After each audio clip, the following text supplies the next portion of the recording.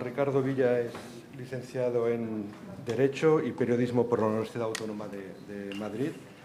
Inicia su carrera profesional, si no tengo mal apuntado, en 5 días del Grupo Prisa. Posteriormente es jefe de contenidos en ya.com, director de 20 Minutos y desde 2007 se incorpora a Radio Televisión Española para dirigir el Departamento de Medios Interactivos y poner en marcha y dirigir el Lab RTVE, que plataforma de creación y producción de interactivos de la televisión pública española.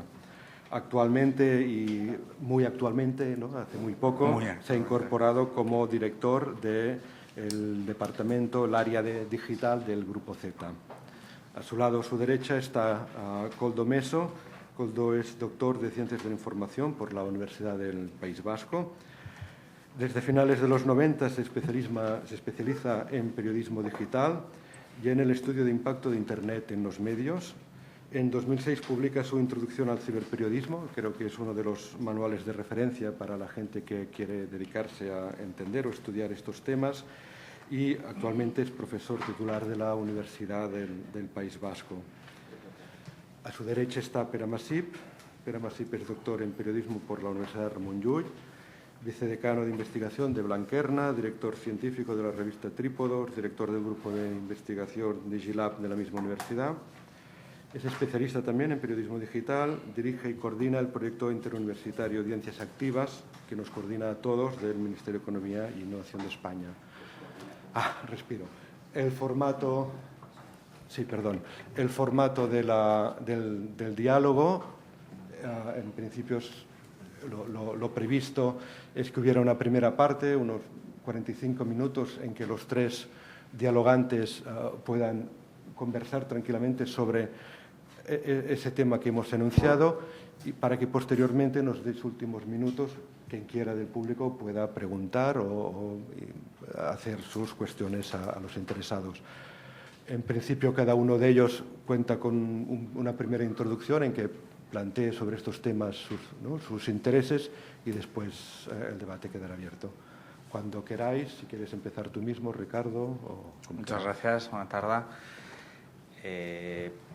Voy a intentar ser muy breve y contaros algunas experiencias concretas de innovación o de prácticas de búsqueda de cómo contar historias de una forma diferente, sobre todo centrándome en lo que hemos hecho en Televisión Española durante un periodo. O sea, contaros primero es que tenemos una buena noticia y una mala noticia. La mala noticia es que el 25% de los europeos está convencido de que el Sol gira alrededor de la Tierra. La buena noticia es que hace 10 años era el 40%. Más o menos así nos encontramos los medios de comunicación, convencidos de que la comunicación, de que los ciudadanos, de que el debate sigue girando alrededor nuestro, y la realidad es tozuda, sobre todo a la velocidad a la que vamos, y lo más interesante es que yo creo que sí que ese cambio también se ha producido. De repente ha entrado una crisis de confianza extraordinaria. No sé quiénes de vosotros, algunos de los que veo lo sé, ¿no? Trabaja en medios o para medios, además de estudiar sobre los medios, pero hay una crisis de confianza dentro de los medios, sea televisión, periódicos, ni os cuento cualquier otra, sobre cuál es la realidad y cuál es la función sobre la que nos encontramos. Ahí me gustaría contaros algunas experiencias, ¿no? Dentro del debate de la que estamos hablando, sobre si el debate, sobre cosas de las que ya todo el mundo habla, pero que es difícil practicar, sobre que la comunicación o la información no es de una sola forma, no, el debate, etcétera, es si nosotros somos, que yo creo que esa es la duda, relevantes o no relevantes en esta nueva forma de contar las historias, ¿no? En este despiste de los grandes medios de comunicación os cuento dos historias, una de éxito y una de profundo fracaso, protagonizadas en este caso por mí o inspiradas por mí. Una es el Lab de RTVE, en la que creo que es un caso de éxito, y la otra es la Dirección de Innovación de RTVE, que es un caso de fracaso. Empiezo por el segundo, que es más corto, como los fracasos no nos gustan contarlos. Es en una organización tan vetusta, compleja, tendente a la quietud y con muchos otros efectos, como es una radiotelevisión pública mastodóntica, como es Radio Televisión Española. En el caso de TV3 también podríamos poner un ejemplo muy similar en muchos elementos. El cambio y la innovación, todo está pensado, todo está hecho para que no puedas cambiar e innovar, independientemente de los valores que quieras incluir alrededor de ello. Entonces, tuve una excelente idea, copiada, como tan suelen ocurrir con las excelentes ideas, que es crear la Dirección de Innovación. En ese momento pareció una buena idea, la Dirección de Innovación tomó una fuerza excelente y todo el mundo pensó que aquel que no estuviera en una Dirección de Innovación estaba convocado a ser el antiguo. Así que se crearon en menos de 6 meses 10 direcciones diferentes de innovación. Algunas de ellas ya existían, pero no se llamaban Dirección de Innovación, sino que era esto, y de repente tú ibas viendo cómo en las tarjetas se iban creando, la palabra innovación se ponía, etcétera, ¿no? El resultado final es que todo el mundo se peleaba.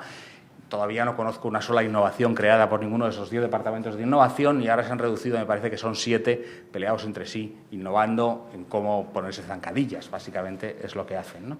Y otra cosa que nació al margen, que es el Lab de RTV, en el que, no sé si lo conocéis o no, pero el principal reto, la complejidad que había, era cómo conseguir contar para las nuevas pantallas, los nuevos medios, en las diferentes redes sociales, etcétera, historias audiovisuales. Este era nuestro medio, ¿no? Y el primer reto era, somos cuando trabajaba, ¿no?, una radio-televisión pública, por tanto, creo que tenemos una capacidad de riesgo y de innovación superior, que no tienes la necesidad continua de poder estar con la rentabilidad propia de los medios privados, en la que tienes que estar mirando cada uno de los actos. Eso, por un lado, creo que es un elemento, y además el mostrar algún camino audiovisual que pueda cambiar para el resto. Y lo más complejo de todo era conseguir que se sentaran juntos, pensaran y actuaran en creando proyectos, gente que está pensada también, como estábamos diciendo antes, para trabajar de espaldas, ¿no? Los técnicos, los diseñadores web, los periodistas de datos, los realizadores, etcétera, trabajando juntos en proyectos que podían salir además de cualquiera de ellos. En ningún momento podía ser siempre determinado que bien el periodista o bien era el que marcaba cuál era. Y a través de esto yo creo que hemos marcado, y sacándoles del día a día, intentando evitar que tengan que estar haciendo historias para cada día, etcétera, era lo que hemos marcado, yo creo, algunos productos audiovisuales que han marcado ciertas tendencias, ¿no? Por un lado estaba el documental transmedia, marcando y repensando qué hacemos con los documentales. El documental con una duración concreta es un modelo que en Internet es complejo y además que está pensado para su exhibición en las cadenas, en televisión, pero cada vez es más complejo conseguir, ¿no? Es que tienes 2 cadenas o 3 en abierto en las que se pueden exhibir de vez en cuando documentales y reduciéndose cada vez más los presupuestos o de una forma global. Pero, sin embargo, sí que tiene mucho sentido en Internet y cómo poder trabajar y entender en cada una de las pantallas cómo se produce este elemento. El trabajo en equipo o en este modelo de nuevos formatos yo creo que también se está experimentando de una forma muy competente por algunos medios nuevos como Vice, que conoceréis, y que además están haciéndolo de un formato muy global. De hecho, acaban de abrir oficina aquí en Barcelona, acaban de abrir una redacción intentando el crear formatos audiovisuales que puedan valer en diferentes lugares, ¿no? Porque tú puedes hacer historias distintas. ¿Qué nos encontramos en los medios, ¿no? De lo que estábamos hablando. Por un lado, tenemos una especie de tormenta perfecta económica. Conocemos todos la horrible y terrorífica situación de la publicidad, que ahora parece que toca. Pero nos encontramos con que, sobre todo los medios, no tanto audiovisuales, sino en los medios de papel, en el que estamos trabajando día a día en medios que se hacen en papel, se piensan en papel, se trabajan en papel, costosamente se adaptan al PC. Lo único cierto es que encima luego te leen en el móvil. Entonces, todo el proceso en el que tenemos que meternos es el proceso de cambiar toda esa historia y precisamente empezar en el móvil para conseguirlo cómo hacer, ¿no? El otro día leía un artículo que quizás es una butad, ¿no? Pero que el PC es el nuevo papel, el PC es el nuevo arrastre para los medios, en el que ya por fin hemos empezado a comprender razonablemente cómo se hace algo en PC y resulta que es que el PC pues está dejando de contar en el número de estadísticas, ¿no? Entre el 55% y el 60% del tráfico de los usuarios de todos los medios de comunicación están en móvil y creciendo, y lo otro bajando, ¿no? Cuando hablo móvil incluyo tableta, pero tableta no sé si es un 15%, 20%, depende de dónde estés. Pero lo que ocurre es que en el móvil cambia completamente también la actuación, incluso la relación con los usuarios. Mientras que en el PC están en determinadas horas, en el móvil lo que ocurre es que son muchas veces al día pero muy pocas veces de atención. ¿Cómo conseguir esa llamada de atención, sobre todo en audiovisual? Lo está trabajando probablemente mucho mejor las redes sociales y sus formatos de móvil en Twitter o sus formatos de móvil en Facebook, que, como sabéis, ya es el principal lugar de vídeos del mundo, no es YouTube, ahora mismo es Facebook. Eso es un proceso en el que está trasladándose y a una velocidad en muy poquito tiempo, ¿no? Eso por un lado. Por otro, hay una tendencia a que ya publiques directamente o cuentes tus historias directamente para Facebook o cuentes tus historias, ¿no? Habéis visto el nuevo experimento de Facebook en el cual los 5 medios americanos están publicando directamente historias para Facebook. Eso se trasladará antes de fin de año, muy probablemente a España y a Europa. Esto es un hecho, ¿no? En el que ya ni siquiera publicas en tu medio. Tu kiosquero, tu proceso es el propio. Por tanto, ante una de las preguntas de las que hablabais, ya es en el que si los medios somos capaces de controlar toda esta relación social, bueno, parece que no, parece que en absoluto. Podemos ver ejemplos informativos como ha ocurrido en las recientes elecciones, en Madrid con Manuela Carmena o aquí con Ada Colau, en el que independientemente de hechos de que aparecieran o no en las televisiones, lo cierto es que todo ese fenómeno no se ha narrado, ni se ha contado, ni se ha entendido bien a través de los medios, salvo puntuales excepciones de televisiones como La Sexta, etcétera. Esa es una realidad, es un hecho. A pesar de lo cual, todo ese fenómeno de comunidad, todo ese fenómeno se ha trasladado estupendamente, se ha contado y se ha producido. Luego, cada vez somos probablemente, como medios, como profesionales de la comunicación, en un sistema tradicional, más prescindibles. Cuando te conviertes en prescindible como medio, cuando no entiendes la vida alrededor nuestra, ¿no? Si no somos esa gente que cuenta a la gente qué es lo que le pasa a la gente, que eso era lo que éramos, resulta que ya no lo somos, ¿no? Y está ocurriendo cada día, pues tenemos que reponcharnos a una velocidad pasmosa. No vaya a ser que sigamos pensando que el sol, ¿no?, está girando alrededor nuestro y resulta que los que nos ven ya saben que no, ¿no? Y luego, si queréis, podemos debatir un poco sobre esto.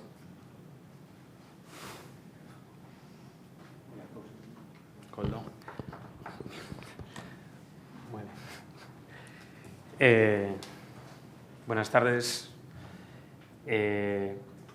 Quizás siguiendo un poco algunas de las especificaciones o de las afirmaciones que ha comentado Ricardo, esta mañana esperándole a la compañera Bella Palomo en el aeropuerto de aquí de Barcelona, y mientras aprovechaba para desayunar, porque a mí me ha tocado venir de Bilbao muy pronto, casi he montado el aeropuerto allí de Loiu, había una noticia en el País que hablaba de las audiencias online del New York Times. Una vez si habéis tenido oportunidad de leerlo, y venía a decir fundamentalmente que la audiencia online había crecido en el último año, desde mayo del 2014, fundamentalmente como consecuencia de seguir el desarrollo de las recomendaciones de un informe interno elaborado por el propio New York Times, en el cual venían un poco a tratar de hacer frente a algunas de las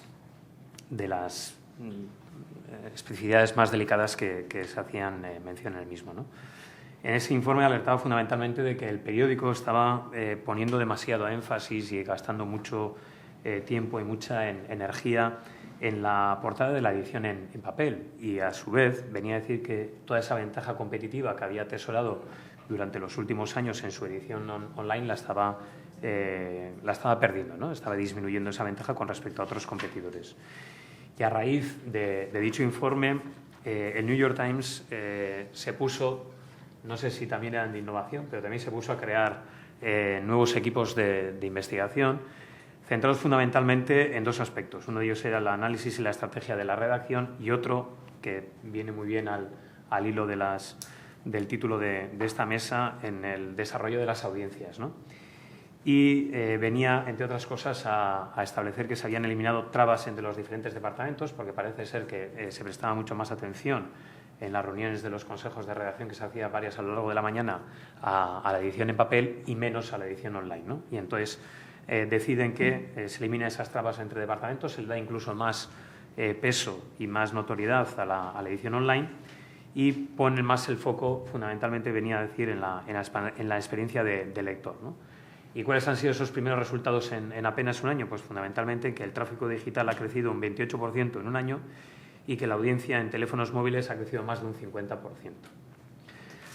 Esto viene un poco al hilo, quizás, a marcar algunos aspectos, algunas nociones que tenía en mente y que todos aquellos que conocimos esas primeras experiencias de la interactividad de los medios, pues pensábamos que esto iba a ser como un canto de sirenas y todo muy bueno, pero que en realidad luego nos encontramos con que la participación de esas audiencias o esas audiencias activas, que la verdad nadie niega su existencia, pues su aporte o su quehacer no es como el que, no inicialmente, pero sí con el desarrollo del tiempo, pensaban los medios, ¿no?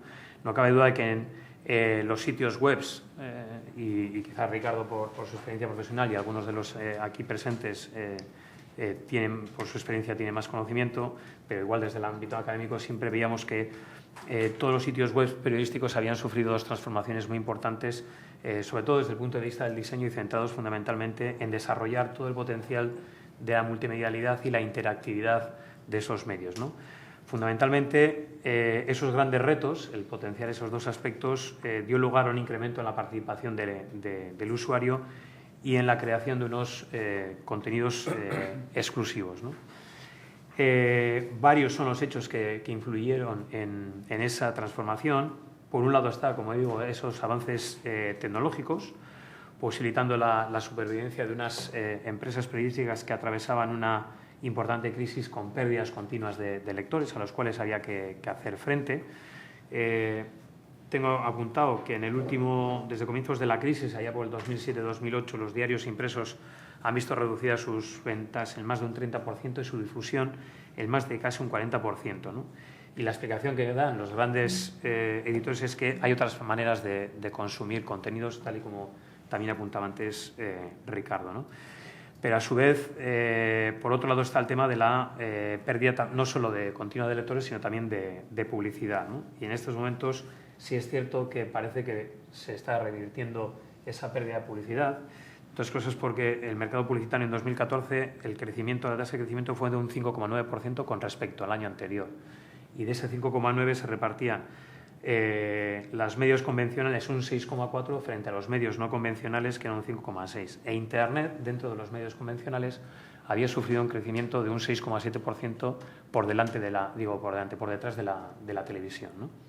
Por lo tanto, esa situación, esa importante crisis en cuanto a pérdida de lectores, parece que sí se da. En cuanto al tema de la publicidad, parece que está revirtiendo un poco la situación, pero bueno, sí sería que eran necesarios esos avances tecnológicos, ¿no? Y por otro lado estaba la utilización de recursos que incrementaban la interactividad, ¿no? En ese contexto, por lo tanto, marcado por esa crisis económica y de credibilidad del sector, la innovación, que mencionaba Ricardo, resulta cuando menos clave para la supervivencia de las empresas periodísticas, ¿no? La innovación como una filosofía y una estrategia que se traduce, pues, por lo tanto, en un mejor servicio y en un incremento en cuanto a atraer las audiencias, ¿no? Hay que mencionaba la credibilidad del sector. Esa credibilidad del sector, junto con la sobreabundancia de información, porque vivimos yo creo que en una situación nunca como esta, de superabundancia de información por todo tipo de soportes, por todo tipo de medios, en cualquier circunstancia y en cualquier lugar, esa credibilidad, esa sobreabundancia de información y esa falta de una adecuada reflexión desde un primer momento de los medios de saber cuál era el mejor modelo de negocio de lo que era el periodismo digital, eran factores que en su momento habrían influido en la escasa valoración que los ciudadanos otorgaban a las noticias periodísticas, ¿no? Por lo tanto, en esa situación, en esos últimos años asistimos también a una eclosión de unas nuevas fórmulas de producción periodística, el crowdsourcing, el crowdfunding, el entorno llamado periodismo colaborativo, que presentan todos ellos quizás un objetivo común, ¿no? Que es lograr enganchar nuevamente a sus usuarios, hacer frente a esa pérdida de credibilidad en el sector por parte de esos usuarios y, por ende, lograr su fidelización. Una fidelización a la que inicialmente recurrieron estos medios, potenciando esa interactividad y esa multimedialidad para conseguir atraer las audiencias, ¿no?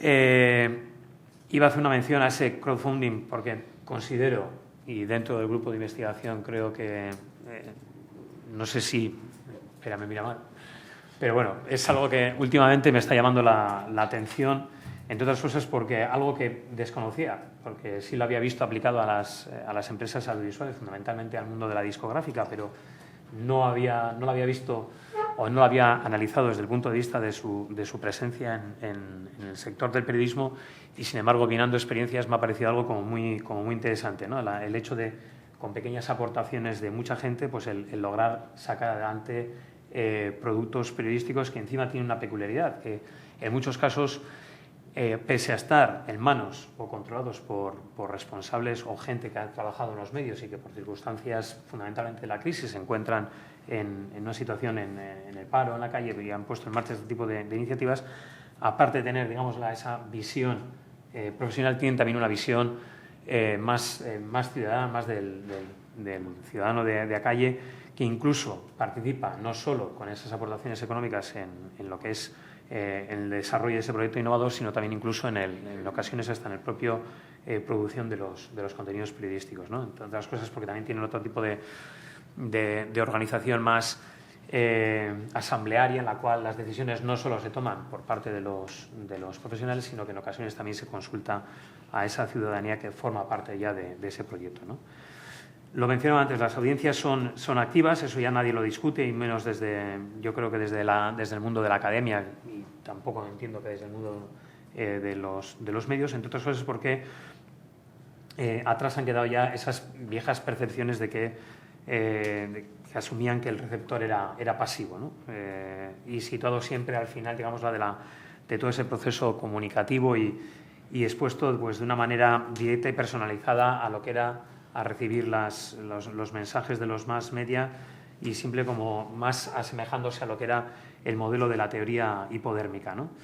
Los avances tecnológicos han conducido a esas audiencias pasivas a cada vez tener más poder a través de la interacción, tanto en los procesos ya no solo de intercambiar o de comunicarse con otros usuarios y con otros medios, sino incluso de participar en el propio proceso de producción, ¿no? Han surgido nuevos medios, antes mencionaba Ricardo también el tema de las redes sociales, que constituyen, una plataforma excelente informativa a través de la cual, con nuevos formatos, y que consigue pues, que el usuario consiga adaptarse a lo que es la era virtual, ¿no?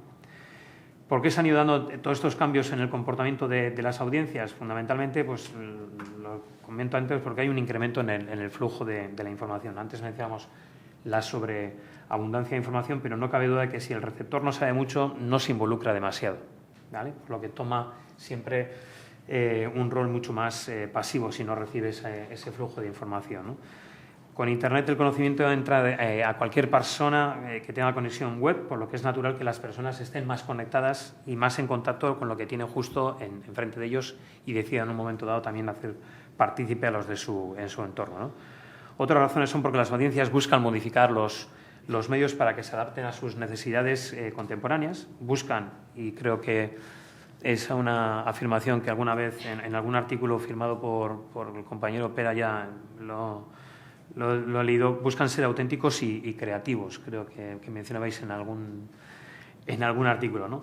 Entre otras cosas porque algunas de las herramientas que impulsan la participación de las audiencias, y en ese caso las mencionadas redes sociales, por ejemplo, de ellos, constituyen excelentes plataformas en donde cualquier persona crea su propio espacio y lo expresa abiertamente a un público general, ¿no? Las redes sociales, y también me viene ahora en mente los blogs, ¿no?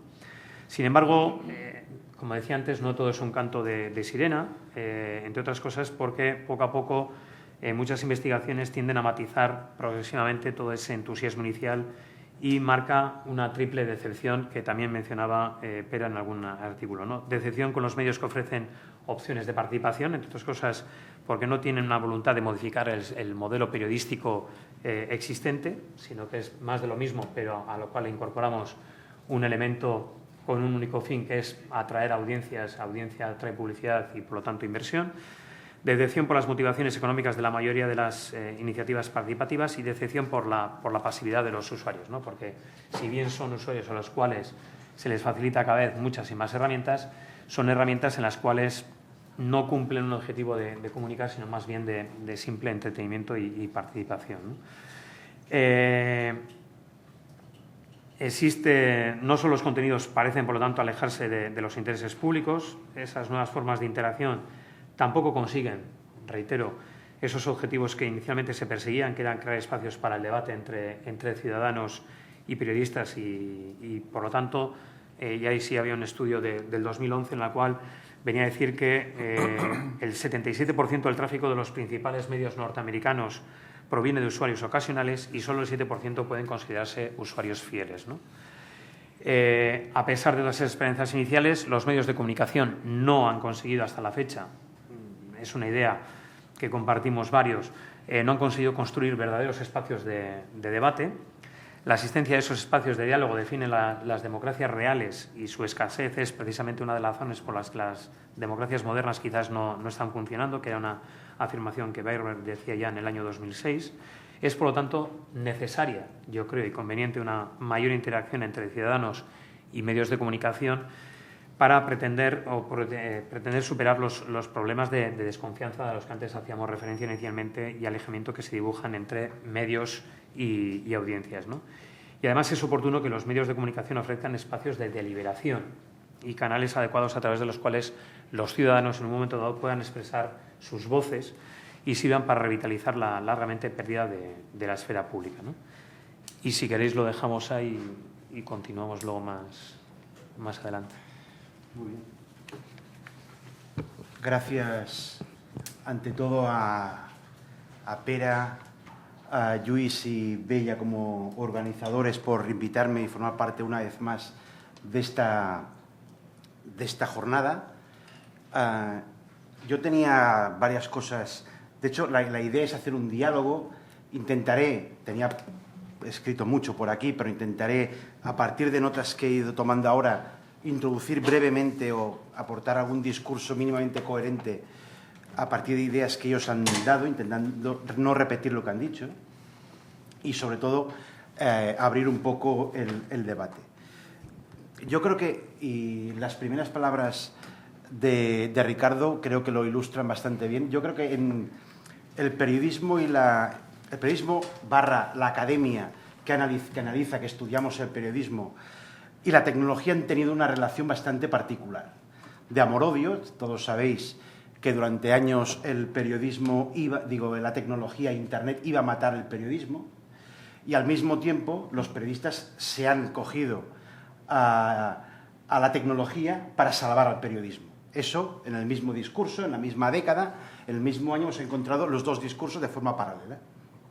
De hecho, se explica fácilmente porque cuando aparece Internet, cuando han aparecido todas las tecnologías, pero fundamentalmente a partir de Internet, con los años, tal como la entendemos actualmente, los periodistas, los medios, la mayor parte de sectores, no sabían qué hacer con ello, pero percibieron que podía ser útil vincular su cabecera, su marca, su medio a la tecnología, porque eran conceptos de innovación que antes ha salido, por eso se crean direcciones de innovación, porque esto es guay, esto es cool.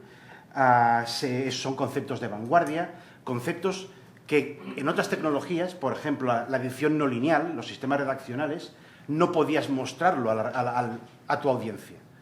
La audiencia, si tú tenías un sistema de edición lineal o no lineal, no lo sabía. En cambio, tú podías demostrar que estabas muy a la vanguardia, siguiendo lo que estaban haciendo en Estados Unidos, si tenías una página web, porque nadie lo tenía. Luego, poniendo vídeo, porque nadie tenía vídeo. Luego, haciendo periodismo de datos, porque nadie sabía lo que era el periodismo de datos. Entonces, ha existido esta cierta relación entre la tecnología y los medios. Y eso ha provocado, creo, por un lado, estar asombrados y cautivados por la tecnología y realizar muchos cambios, muchas innovaciones o supuestas innovaciones más basadas en deseos que en realidades. Es decir, hablamos todos de que las narrativas, y aquí hay especialistas, las nuevas narrativas multimedia. ¿Cuánta gente entra en los especiales o entraba, que tú debías tener los datos, en los especiales del laboratorio de RTVE, que para mí es lo mejor que ha existido en España. Es minoritario. De hecho, yo os reto a encontrarlo hoy en la página web de rtv.es. Tienes que hacer un acto de fe para encontrarlo. Pasó lo mismo con la otra parte de las audiencias activas, participación. Todo el mundo quería participar. Todos seríamos mucho más libres. La sociedad sería mucho más democrática gracias a la participación de los ciudadanos a través de los medios. Las cifras y los datos demuestran que la participación es minoritaria y sabemos qué calidad tiene. Pero hemos construido, y la academia también, un discurso en torno a esto, que yo creo que es lo que nos debería hacer reflexionar a todos en esta jornada, en nuestras investigaciones habituales y cotidianas, más o menos, que es, una cosa es lo que nos gustaría, los deseos que antes comentaba, y la otra cosa es lo que sucede en la realidad. Hace 15 años en la facultad invitamos a Ignacio Ramonet a dar una conferencia y dijo una cosa que en su momento pareció una butad y que luego, si la analizamos en perspectiva, no iba demasiado desencaminado. Decía, el problema que tiene el periodismo es que informarse es cansado. Y lo escuchas en su momento y dices, bueno, ¿y esto a qué viene? Es que tiene razón. Informarse es cansado. Si quieres informarte, es cansado. Es tan cansado que en España la principal fuente de información no son los periódicos, evidentemente, no es Internet, evidentemente, es la televisión. Es Telecinco, es Antena 3 y son las noticias de Antena 3, Telecinco, Televisión Española, etc. Porque es mucho más cómodo ponerse delante de la televisión, darle un botón y que vayan hablando y tú, con un poco de suerte, vas escuchando. Si te engañan o no, digamos que tampoco tiene demasiada importancia. Este mismo argumento yo lo aplico a la participación. Participar es cansado. Si quiero participar, parto de la premisa de que, primero, por ejemplo, voy a escuchar a los demás, voy a leer lo que me dicen, voy a intentar aportar argumentos, no insultos, cosa que todos los que normalmente paseamos por medios digitales o periódicos digitales y analizamos los comentarios, vemos que es la excepción. Ya no digamos ahora con las redes sociales, que también nos hemos inventado, y todos sabemos que no es verdad, que la red social, y estamos haciendo todos estudios de redes sociales, como si fuese una fotografía de la sociedad. Es una fotografía muy determinada de la sociedad. Todos los estudios sociológicos han demostrado que la gente de izquierdas es mucho más activa en las redes sociales que la gente de derechas. Por tanto, si hago una fotografía del post-elecciones, tengo una fotografía bastante distorsionada de la supuesta realidad. Yo creo que lo que deberíamos hacer es repensar todo esto, porque estamos construyendo desde la academia teorías a partir de un determinismo tecnológico a veces exagerado. Yo no niego la importancia, me dedico a investigar el impacto de la tecnología, pero creo que a veces perdemos de vista o no ponemos los pies en el suelo intentando ver realmente qué es lo que quiere la gente, no lo que nos gustaría a nosotros. Y en realidad, y volviendo al principio, como no tenemos demasiado, o los medios y nosotros tampoco como observadores, no sabemos hacia dónde ir, porque él hablaba de la tormenta perfecta, de baja la audiencia, bajan los ingresos de publicidad, pero decía el análisis de New York Times que continuamos tentándonos a qué vamos a poner mañana en la portada del papel, no qué vamos a hacer en la portada en Internet. No nos preguntamos y ponemos en marcha vídeos, laboratorios, nos ponemos en marcha, hablamos de periodismo de datos, lo incorporamos supuestamente en las páginas, y luego tenemos, tal como aparece, muchas veces desaparece. Ahora, hace un mes, La Vanguardia creó el Bank Data, creo recordar que se llama, sobre periodismo de datos. Hace un par o 3 de años, el periódico lo empezó. Ha desaparecido. Tocaba hablar de periodismo de datos, se pusieron gente, creo yo, potente detrás, haciendo alguno de los trabajos de periodismo de datos y ha desaparecido. Ayer intentaba encontrarlo y ha desaparecido. Bank Data, hoy lo encontramos, veremos lo que dura. Luego analizaremos, que para eso nos preparó Pere una serie de preguntas para debatir, analizaremos qué tipo de información nos están proporcionando según qué laboratorios, según qué experiencias de periodismo de datos, según qué experiencias de narrativa transmedia o multimedia. Pero yo creo que es importante hacer esta reflexión previa que intentar centrarnos un poco y no construir un discurso, que es lo más fácil, basado en nuestros deseos. Nos gustaría, porque así todo lo que hemos escrito en artículos, porque todos sabéis que tenemos que escribir porque si no publicamos en revistas no nos acreditan y esas cosas que pasan, tenemos que publicar. Si empezamos a leer lo que hemos publicado, tenemos un problema. Por tanto, cuando me citas, yo creo, me preocupo porque digo, a ver qué dije. Porque a veces te embalas, igual ahora lo estoy haciendo, y falta ponerle el freno de mano de vez en cuando. Para empezar, es esto. Sí, no sé si... ¿Abrimos?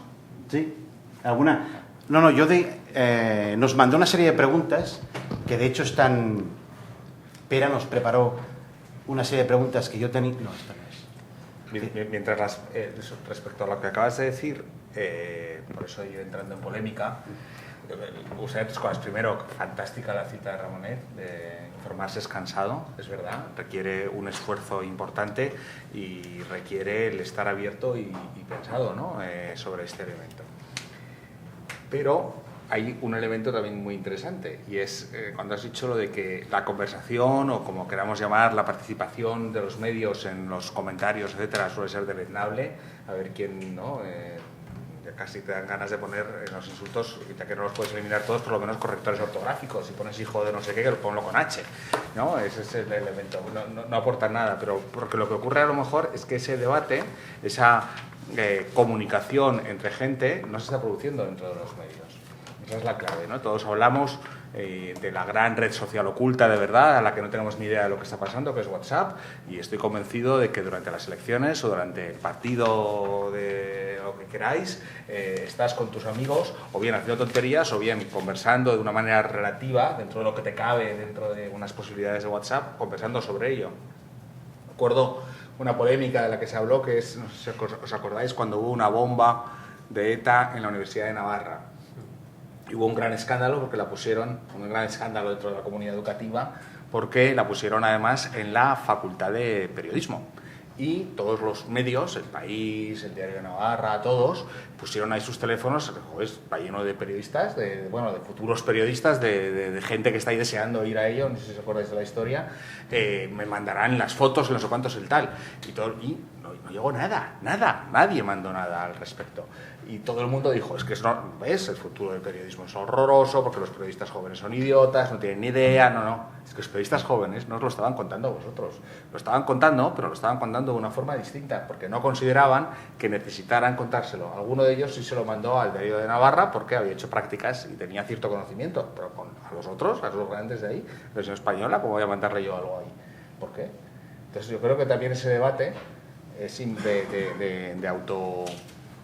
determinar. Entonces no se está produciendo la participación, la gente es pasiva. No, espera, lo que es pasivo contigo no tiene ningún interés en contarte su opinión. ¿Por qué voy a entrar yo en ese debate con 300 tíos gritando? No me interesa, miro un poco y cierro, ¿no? Un poco por... No, yo creo, pero esto creo que es muy importante. Es decir, yo no digo que la gente no quiera participar, no quiere participar en los espacios de participación que los medios han construido, supuestamente supuestamente pensando que les interesaría.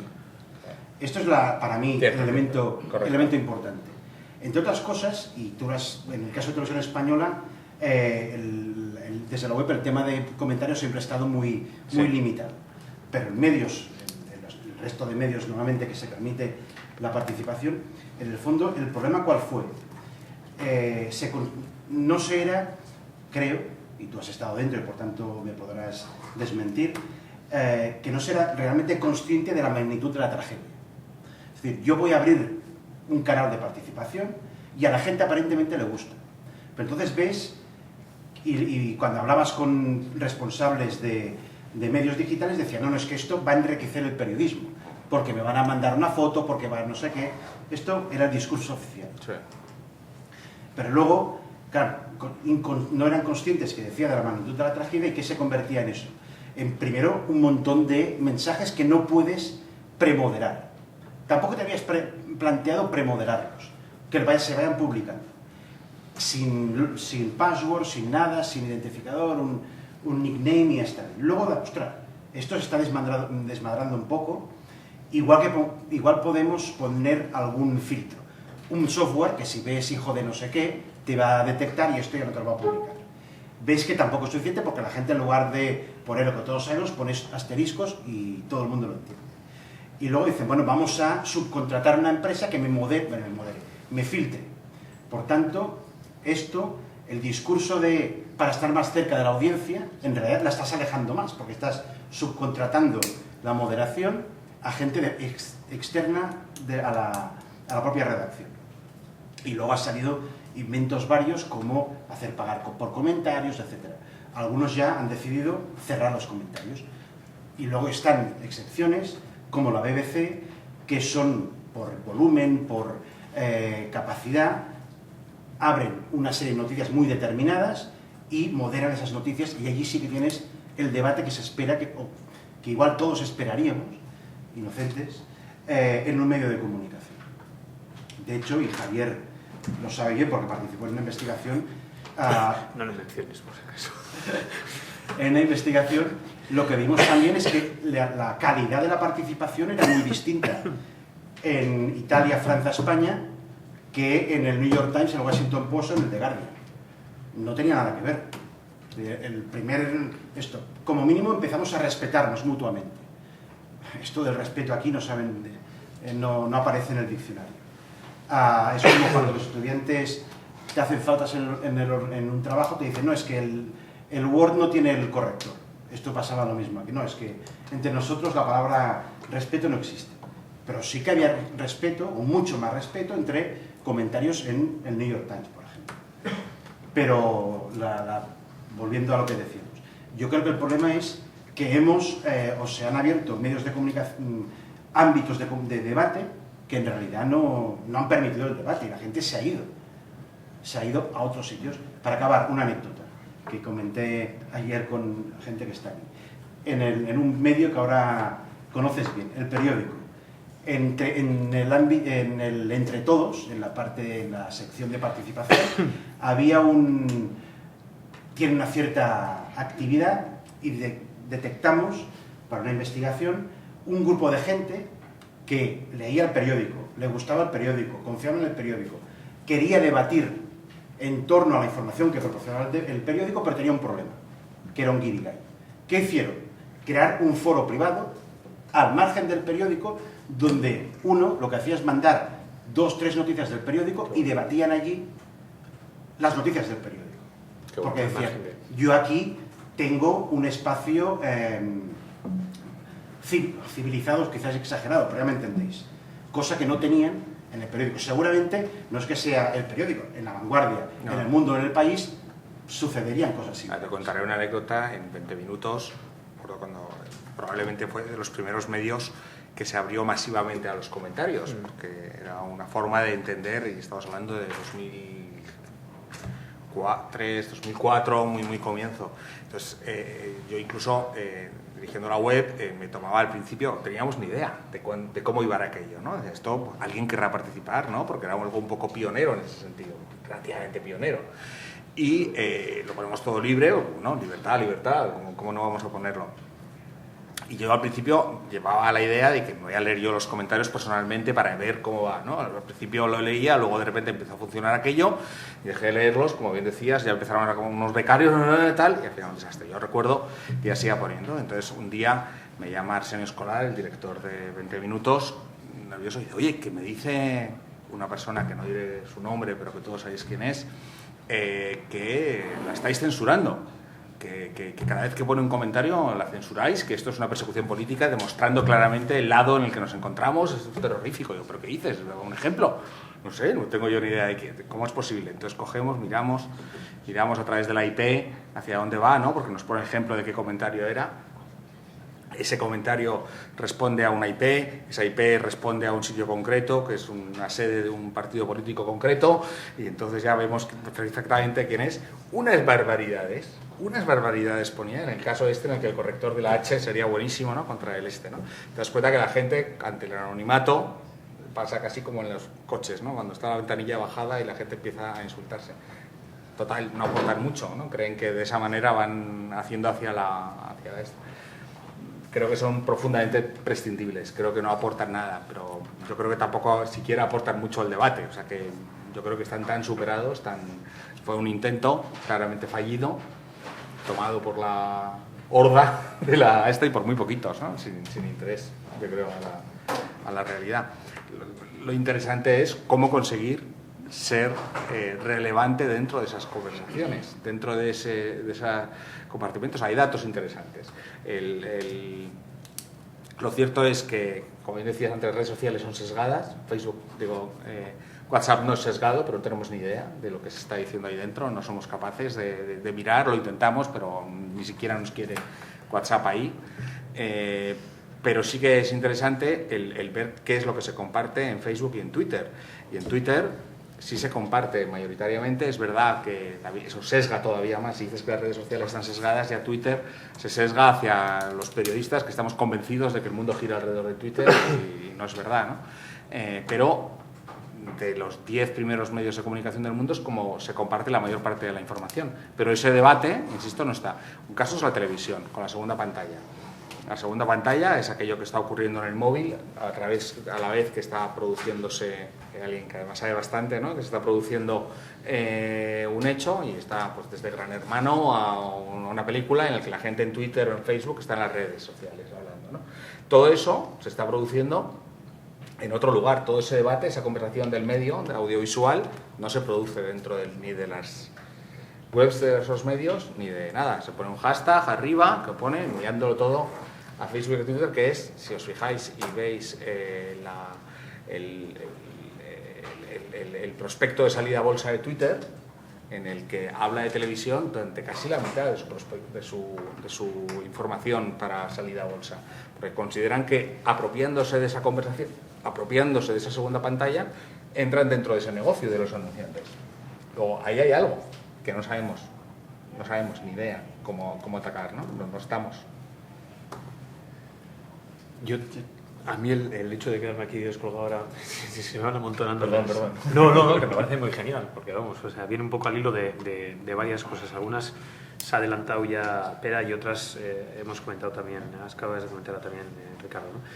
Yo había apuntado el tema cultural, es decir, sí es cierto, yo no participé en esa primera investigación, pero luego sí he estado en otra en cuanto a análisis de la calidad de los contenidos y sí he tenido oportunidad de poder analizar lo que es la calidad de la prensa, sobre todo la anglosajona, y además son participaciones que sirven para enriquecer el discurso periodístico. Es decir, no solo hay gente que te suelta su speak, sino que incluso a veces vienen acompañados por fuentes de información relativamente fidedignas. Perdona, cuando hablamos de la prensa anglosajona y de su calidad, hablamos de casos concretos, nombres y apellidos, sí, de prensa anglosajona y su calidad, que es entre sí, todos aquí todo. los decimos y no caben en... O sea, pero bueno, pero es cierto, hombre, a ver, insultos seamos realistas, sí, no, lo digo porque no se nos olvide que la mayor, o sea, que el Guardian y The Economist no son ya. El Guardian y The Economist, y el New York Times. Juan, el otro día.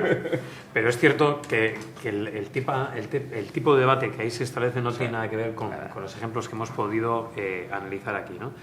Y luego me hablabas ahora, por ejemplo, de la segunda pantalla, claro, y no sé quién es pero cuando hablábamos un poco de la calidad, a mí me gustaría saber cuál es la calidad de ese debate. Y me explico. Quiero decir, es gente que te dice, que te menciona cualquiera de los concursantes de la isla o del Gran Hermano, o lo que sea, acompañado de cualquier improperio o mira qué ropa lleva o lo que sea. Quiero decir que no es... Hablamos de espectáculo, no estamos hablando Exactamente, ese no es el problema. Es espectáculo, ¿no? Eso es. Es otra cosa. Que en un momento dado, que es lo que yo antes apuntaba, al medio como tal, Telecinco, la prensa, cualquier medio de comunicación tal, le puede interesar porque eso le genera audiencia. Y lo que genera audiencia atrae publicidad, está claro. Esa era otra de las ideas que tenía. Luego, otro de los problemas que yo también hemos podido constatar, sobre todo desde el punto de vista académico, y eso quizás como profesional de los medios, y algunos de los aquí presentes igual también lo pueden confirmar o no, es que en muchas ocasiones en ese debate solo participa la audiencia. Es decir, te lo venden como que es una excelente herramienta, cualquiera de las que pueda haber para producir la interactividad, para que puedan conectar medio y audiencia, y resulta que luego a la hora de la verdad los únicos que hay debaten, discuten y tal es coldo con bella, pera con pera. Quiero decir que nadie en un momento dado no ves la presencia del medio para nada. A veces se le increpa al autor de una noticia, de una información o incluso al propio medio, y no sale nadie en representación del medio para decir hola, yo soy fulanito tal, el autor de esta publicación, y sí, verdaderamente me gustaría, pues verdaderamente tiene razón, o constatar que eso que dices, confirmarlo de esa otra manera. Eso que dices, Pocas veces, No, quiero decir. Y normalmente, claro, el debate, tú dices, ¿para qué voy a seguir debatiendo?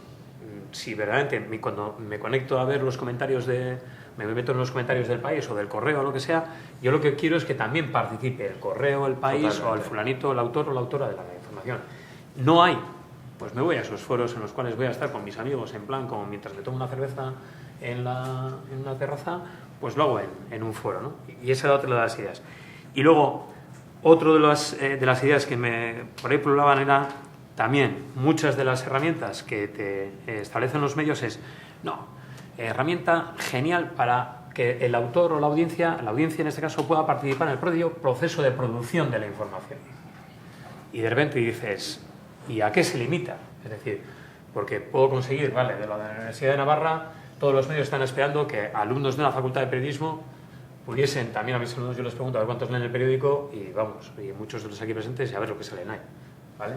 Quiero decir, esperamos que, bueno, alumnos de la facultad de periodismo con un móvil enseguida mandaran noticias o nos mandaran fotografías, lo que sea, y no mandaron, o los mandaron a medios muy concretos o con los que están más finalizados. Pero cuando te dicen, no, te invito a que participes en el proceso de producción, joder, yo conozco alumnos míos que han mandado imágenes puramente informativas, bien, además con detalles, con información textual que acompaña a la imagen que han sacado, al vídeo que han grabado, y no ha habido ningún medio que se las ha publicado. Están sordos. Pero sin embargo, pues estamos.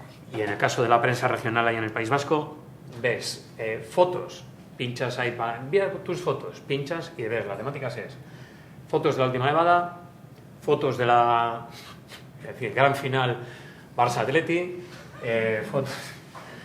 fotos de carnavales, y dices, coño, eso es álbum de fotos digital, ya lo tengo en mi casa, no quiero ahí compartir, ¿para qué voy a compartir? O sea, ¿eso es participar en el proceso de producción?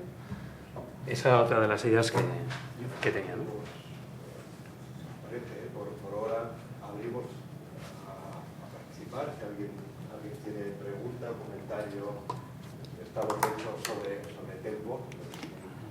Si alguien quiere añadir una pregunta. Hombre, yo sobre esto último, es que el problema es para lo que te pagan. Si te pagan para interactúa. Si te está pagando para producir contenidos, tú al día siguiente estás produciendo contenidos para el día siguiente. Si estás interactuando, no estás produciendo contenidos. Entonces, puede parecer una cosa obvia, pero si te dedicas a contestar los comentarios, que no digo yo que sea una cosa muy positiva y que genera mucha comunidad, va muy bien, pero eso va en detrimento de otras cosas. Entonces, los medios te pagan para producir. ¿Tú trabajas en un medio? Sí, claro. ¿En dónde, perdona? En el Confidencial. Pues yo discrepo con lo que has dicho. Podemos poner ejemplo de periodistas que dedican un tiempo esencial de su vida a generar información a buscarla, y un parte importantísimo de su tiempo a tener la comunicación y conseguir que se desarrolle. El Confidencial es un ejemplo de medio en el que traslada y cuenta historias que no cuentan en otros lugares, ¿no? Un buen ejemplo, además, de cómo están haciendo las cosas. Yo creo que hay una interactuación, además de algunos de los periodistas del Confidencial, no a través del Confidencial, sino a través de las redes sociales. O podemos poner ejemplos muy claros de periodistas de televisión, Ana Pastor o cualquier otro, en el que dedica un tiempo esencial de su tiempo al poder estar generando esa audiencia y relacionándose con la audiencia. Y es que es una realidad. Y el considerar que tú tiras la noticia en la web y que ahí se queda, bueno, ahí se quedó. Es que a lo mejor no la ve nadie. Es como el dato que es pasmoso de que el 10% de la música de Spotify no la escucha nunca nadie. Bueno, es que si cogemos el Confidencial o cualquier otro, es que no lo lee nadie nunca. Una cosa Televisión es española, ¿no? Periódicos. red social, y otra cosa es que tú estés interactuando en la propia web con la gente que hace comentarios. No. Entonces, que yo creo que es lo que estabas hablando tú. Sí, pero no, pero yo a lo que me refería, quiero decir, tampoco es el 100%, o sea, el porcentaje de personas que igual en un momento dado puede increpar, quiero decir, o buscar la participación del autor o la autora de esa información es mínimo, pero es que ni siquiera a ese mínimo se le responde, es a lo que voy. Quiero decir, no todo el mundo está diciendo, Coldo, ¿por qué no entras tú y das tu opinión sobre tal? O sea, pero puede haber alguien que en un momento dado te increpe el decirte algo sobre algo que acabas de publicar y que tan siquiera ni a eso entres, a eso voy. Entonces, eso yo creo que juega también en contra ¿no? Es decir, me das una herramienta, yo quiero que tú participes, no te voy a decir que en todo momento, pero si no lo haces tampoco no me interesa. Yo, en relación a esto... No sé si me he explicado. No, yo te entiendo, pero es que... Entiendo que también, hay una claro. prioridad industrial. No, eso también, sí, porque luego el que te Bueno, es que presiones a lo en la mejor claro, sí. ya, pero es que la es que discrepo que esa sea la prioridad industrial. Una cosa es lo que te estén diciendo que tiene que ser, otra cosa es lo que yo creo que debe ser. Son dos cosas distintas, ¿no?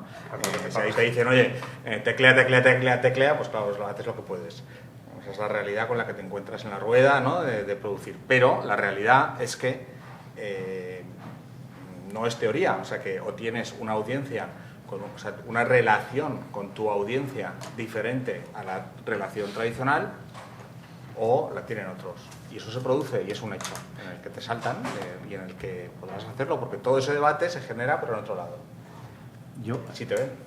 No, yo creo, sobre esto que comenta, es que tienes toda la razón. El problema es que tienes la razón. Tienes la razón, ¿por qué?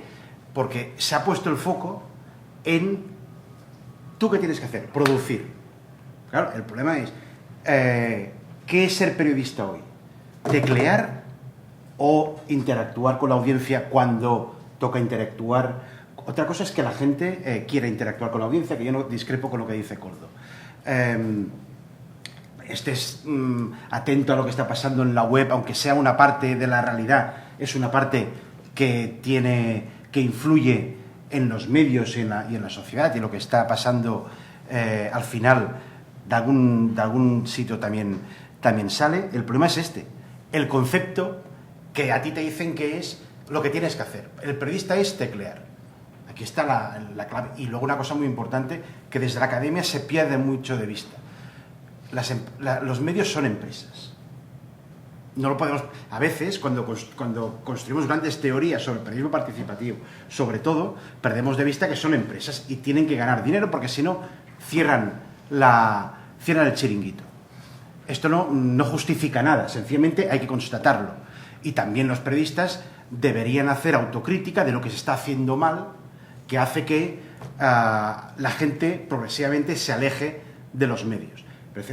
Precisamente el Confidencial, el diario.es, aquí el ARA, el Infolibre, son ejemplos, y luego muchos más pequeños, más especializados, pero estos que son de ámbito general, son ejemplos para mí de medios que han puesto el foco especialmente en contenido y contenido, entre comillas, más o menos clásico, y en la audiencia. Son transparentes, nadie duda de qué piensa el diario o Infolibre o el ARA. Son transparentes, pero intentan, como mínimo, no mentir. Puedes compartirlo o no, pero como mínimo intentan no mentir, al menos desde mi punto de vista, cosa que no todo el mundo lo podría decir.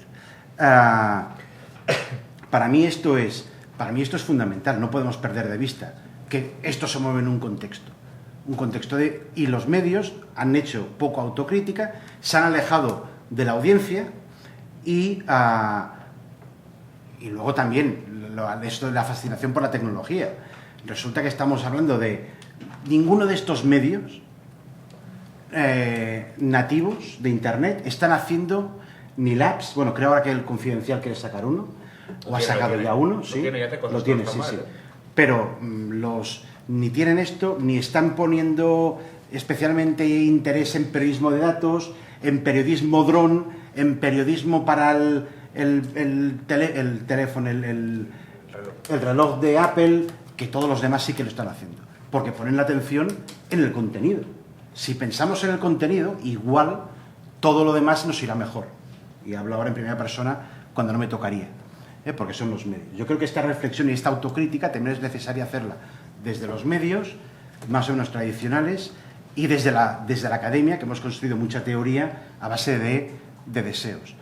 Y solo para acabar, a pesar de todo, en la investigación que estamos realizando en el proyecto del Plan Nacional sobre la confianza, la mayor parte de la gente confía más en lo que elaboran periodistas que en lo que elaboran los periodistas ciudadanos.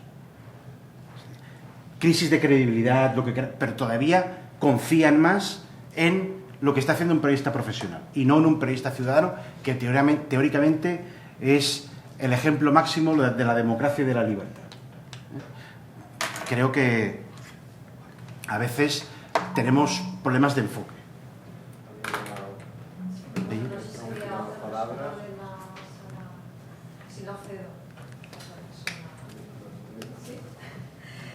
Hay otro ahí.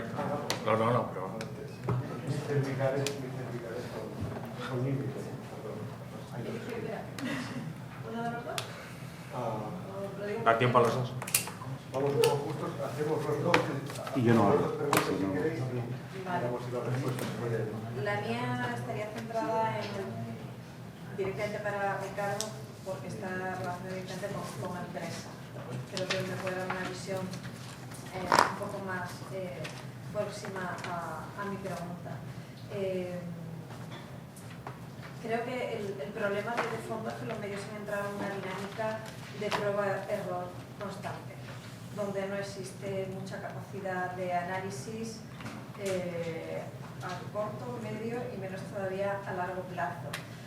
Y mi pregunta es, ¿cómo se llega a ese punto? Y no estoy hablando de pequeños medios de comunicación, me estoy acordando, por ejemplo, diario Le Monde, diario The Guardian. Le Monde, en su rediseño de hace 2 años, le da por anunciar a bombo y platillo que lanza un chat con periodistas abierto todas las horas del día en su página web. Es decir, a nadie se le ocurrió antes de lanzar eso, que no sé si llegó a durar una semana, las implicaciones que podía tener, qué estrategias se iban a seguir, cuál iba a ser las repercusiones económicas o de tiempo para el personal, porque al final eso es un fracaso. Seguir leyendo que esa ha sido una nueva herramienta que no ha llegado a la semana de duración. Y The Guardian, en las mismas fechas, saca otra aplicación similar donde en tiempo real nos íbamos enterando de en qué iban trabajando los periodistas cada día. Y eso funcionó también un mes. Entonces... Bueno, yo soy un gran defensor de los fracasos, siempre y cuando seas capaz de estudiarlos y de trabajarlo, porque lo único seguro es lo que has dicho al principio, no tenemos ni puñetera idea. Estamos avanzando, todos nuestros suelos han desaparecido, que es lo fascinante en el momento en el que estamos, y están pasando cosas a una velocidad pasmosa. Un ejemplo pequeñito, perdona, muy rápido por hacerlo, que es al margen de medio de comunicación, pero que es como modelo. Yo creo que el proyecto web más pensado y más inteligente que he hecho nunca fue la web de Clan. La web de Clan la hicimos durante mucho tiempo. Clan es un canal infantil, para los que no tengáis hijos y no os interese lo más mínimo. Para aquellos que tenéis hijos, seguro que ya sabéis quién es. Exacto. Y esta web la hicimos de verdad como se tiene que hacer. Sentados, pensando, con grupos de niños pequeños, que al principio eran nuestros sobrinos o nuestros hijos los que teníamos, y hacíamos todo tipo de posibilidades. Lo trabajamos de verdad, y el día que lanzamos la web, al día siguiente, el señor Steve Jobs hizo una cosa maravillosa, que es inventar el iPad.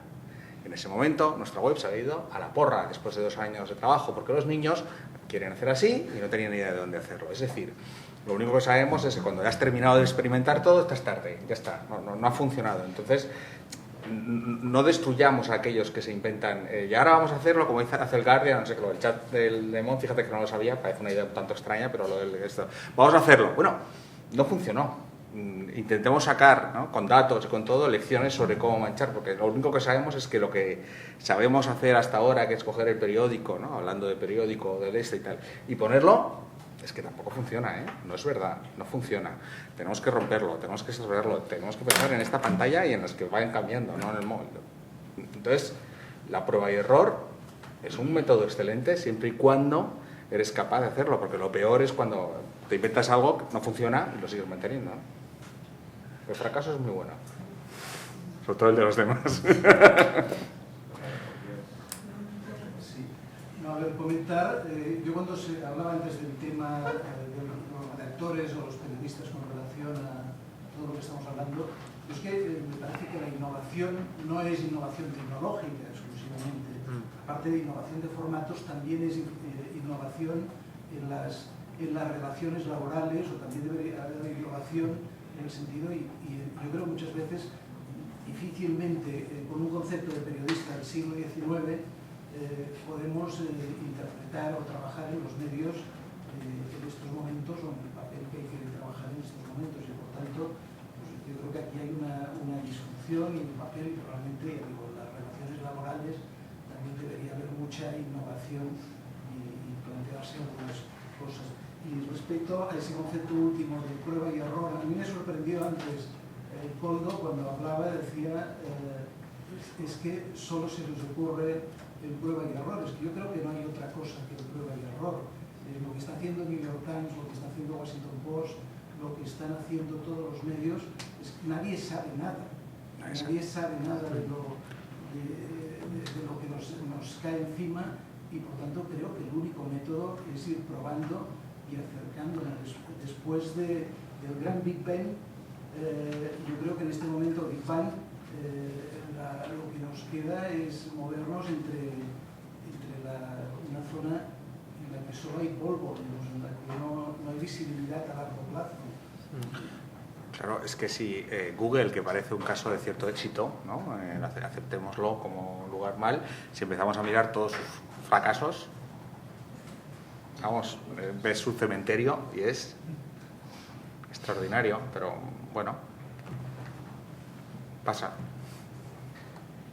Y por concluir, sí es cierto, yo considero que también muchas de esas innovaciones que los medios establecen, normalmente no los medios, sino los que están en las cúpulas de esos medios, en ocasiones lo hacen a espaldas de los propios periodistas, porque les pasan luego el muerto a ellos. Es decir, oye, vamos a dar a la audiencia la posibilidad de comentar las noticias y queremos que participéis, sin saber verdaderamente qué magnitud puede tener eso. Y el muerto, claro, no lo va a tener el cabeza de arriba, sino que la tiene el periodista, que es el que luego tiene que hacer frente a esos comentarios y tal. Pero es cierto que la gente en ocasiones pide eso, o sea, que, ¿no? A veces también cuando vas a una tienda dices, no, o sea, quiero que me atienda alguien competente, pues lo mismo, quiero que el que entre a participar no sea solo el compañero que encima se identifica con un nick que no sé ni quién es, sino quiero que venga el periodista en cuestión. Una cosa es lo que la audiencia quiera, y otra, como bien comentabas, el tema que si no sacudimos los cimientos de esas relaciones laborales, no se puede producir que sea el periodista, ¿no? Yo quiero que sea el periodista, pero el periodista te dirá, bastante tengo con producir como para que encima me tenga que meter. ¿Qué pasó con los correos electrónicos? Al principio todas las informaciones, cuando todo el mundo tenía correo electrónico, todo el mundo ponía coldo.meso, no sé qué, y colocaba ahí con la información. Pues que al final del día igual tenías 100 comentarios que te ponían a parir, o que algunos de manera maravillosa te decían que bien lo has hecho, pero claro, que era imposible contestar a los 100. Entonces, ¿qué optaron muchos periodistas? Quito el correo electrónico. O sea, porque es que para tener una herramienta que luego que la gente decía, es que le he mandado un comentario al periodista y no me contesta. Claro. ¿Cómo voy a contestar si bastante tengo con ir a la rueda de prensa, volver a la redacción, elaborar los contenidos y tal? Pero claro, eso es una cosa y la otra realidad es lo que te pide la audiencia, ¿no? Que en un momento dado yo quiero también que si me das la oportunidad el medio, pero claro, esas veces la empresa no cuenta con el periodista para que luego tenga que hacer frente a. Pero bueno. Si os parece, dejamos aquí. Muchas gracias.